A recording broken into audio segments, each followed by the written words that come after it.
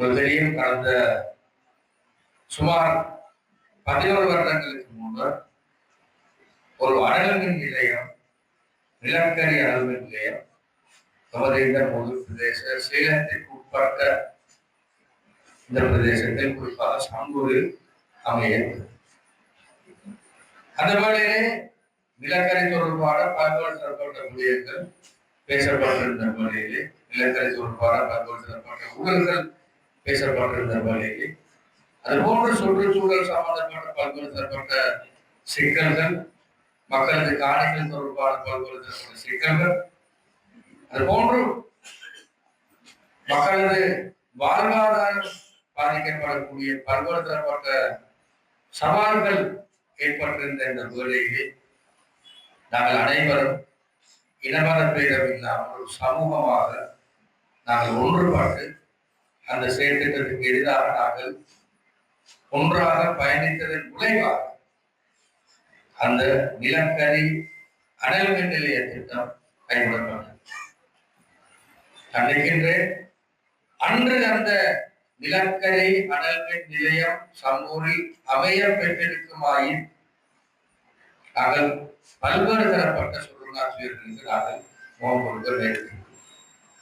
இன்று கூட நுரைச்சோலையில் லக்விஜய என்கின்ற நிலக்கரி அனல்மின் நிலையத்தின் அமைவிடம், அது போன்று அந்த சரியான வகையிலே திட்டமிடப்படாமல் ஆரம்பிக்கப்பட்டவை தொடர்பாக பல்வேறு தரப்பட்ட விமர்சனங்கள், பல்வேறு தரப்பட்ட ஊழல்கள், பல்வேறு தரப்பட்ட சிக்கல்கள், சவால்கள் தற்பொழுது அம்பலமாயிருக்கின்றன.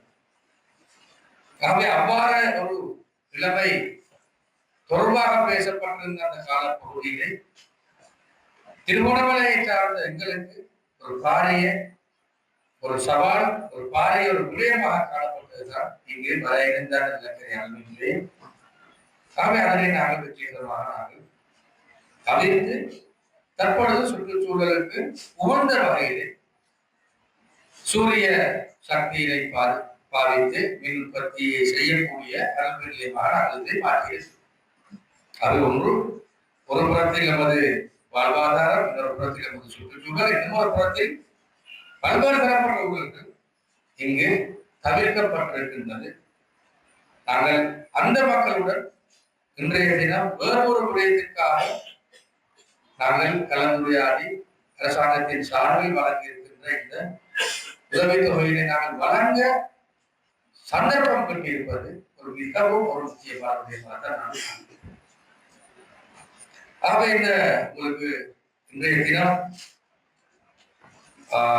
நாங்கள் 38 நபர்களுக்கு இந்த உதவித்தொகையை நாங்கள் வழங்குவதற்கு நாங்கள் எச்சரித்திருக்கின்றோம். கடந்த காலங்களில் வழங்கப்பட்டிருந்த தொகைகளை கூட குறிப்பாக 1.5 மில்லியன், அதாவது 15 லட்சம் ரூபாய், 9 லட்சம் ரூபாய் சொல்லி 2 வித்தியாசமான குழுக்களாக பிரிக்கப்பட்டு வழங்கப்பட்டிருப்பதற்கு பதிலாக தற்பொழுது நாங்கள் 20 லட்சமாக நாங்கள் ஒட்டுமொத்தமாக நாங்கள் வழங்குவதற்கு நாங்கள் பல்வேறு தரப்பட்ட மாற்றங்களை நாங்கள் செய்திருந்தோம். உங்களுக்கு தெரியும், நாங்கள் பாராளுகின்ற வேளையிலே எவ்வாறான பொருளாதாரம் இந்த நாட்டிலே இருந்தது, அதனை நாங்கள் எவ்வாறு படிப்படியாக நாங்கள் மாற்றியமைத்தோம். குறிப்பாக நமது நாட்டின் ஏற்றுமதி பொருளாதாரமாக இருக்கலாம், நமது நாட்டின் அந்நிய செலவழிகளை அதிகரித்ததாக இருக்கலாம், நமது நாட்டின் சுற்றுலாத்துறை அதிகரித்ததாக இருக்கலாம். பல வகைகளில், பல வழிகளிலும் நாங்கள் மிகவும் வேகமாக இந்த நாட்டினை முன்னேற்ற நாங்கள் ஆரம்பித்த காலப்பகுதியில் தான் நாங்கள் கித்வா சூறாவளி நிலைமைக்கும் நாங்கள் கொடுக்க வேண்டிய துர்ப்பாக்கிய நிலைமை ஏற்பட்டிருந்தது. ஆனால் அதனையும் தான் மிகவும் துரிதமான மீட்பு நடவடிக்கைகள், மிகவும் துரிதமான தொழில் கட்டுமானங்கள் உள்ளிட்ட பல விடயங்களை நாங்கள் வெற்றிகரமாக நாங்கள் செய்து முடித்திருந்தோம். உங்களுக்கு தெரியும், திருகோணமலை மாவட்டத்தில் எந்த விதமான மரணங்களும் இல்லாமல் நாங்கள் இந்த மாவட்டத்திலையும் குறிப்பாக இந்த முதல் பிரதேசத்தையும் நாங்கள் பாதுகாத்திருந்தோம். அதற்கான எல்லா விதமான உதவிகளும், எல்லா விதமான ஆதரவுகளும் எங்களுக்கு மேலிடத்தில் இருந்து இந்த பிரதேசத்திற்கும் இந்த மாவட்டத்திற்கும் கிடைத்திருந்தன. ஆகவே நாங்கள் அந்த ஒரு துர்பாக்கியமான விடயத்தையும் நாங்கள் தாண்டி நாங்கள் மிகவும் வேகமாக நாங்கள் முன்னோக்கி சென்று கொண்டிருந்த வேளையில் தான் தற்பொழுது மத்திய கிழக்கு நாடுகளில் ஒரு மீண்டும் ஒரு அமளியான ஒரு சிக்கலான ஒரு சவாலான நிலைமை ஏற்பட்டது. நான் நினைக்கின்றேன் இதில் உள்ள அனைவரும் நேரடியாகவும் மறைமுகமாகவும் நாங்கள் கடந்த பல வருடங்களுக்கு முன்னர் எரிபொருள் வரிசைகளில் நாங்கள் நின்றிருப்போம்.